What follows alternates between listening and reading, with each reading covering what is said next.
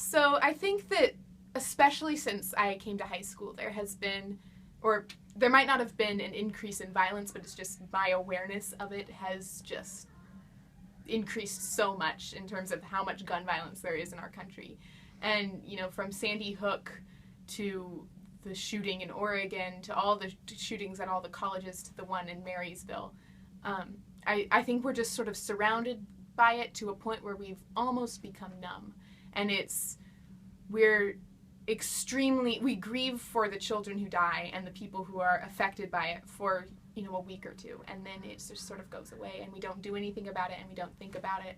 And that's what bothered me the most, because it sort of made me think about, well, what if it happened at Bellingham? What if one of my friends was shot by a gunman at Bellingham? And I mean, how long would people grieve for that? If that happened, I would want something to change. I wouldn't want that to just go,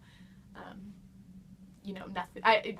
After Sandy Hook, there was talk of new gun control and new regulation.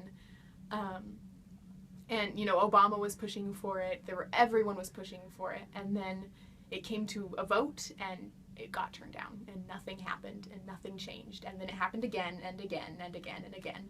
And it just sort of became so, you'd hear about it on the news and it's like, oh yeah, there was another shooting there. Or, just recently there was a shooting at a veterans hospital in Texas. I think it was just 2 days ago. And it's just, shootings are they're almost accepted. And I think that's what made me so furious, because there's no excuse for it.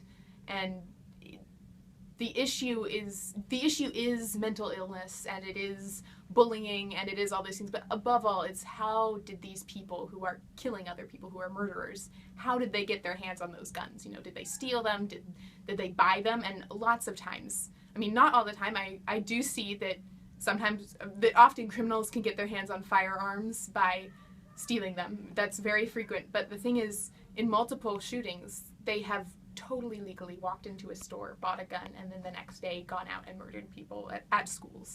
And I mean, if we can prevent that, then at least we're making progress. And I think that's why I started getting involved in the issue and really felt strongly about it.